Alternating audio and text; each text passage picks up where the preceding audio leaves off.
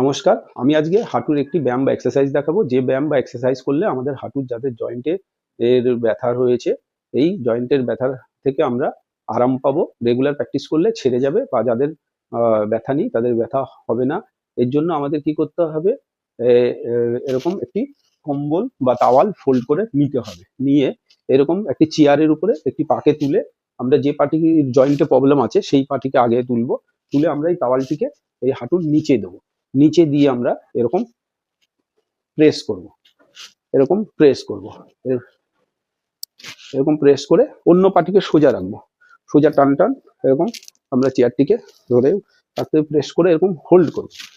1 2 3 4 5 6 7 8 9 10 11 12 13 14 15 এরকম যদি সোজা থাকে।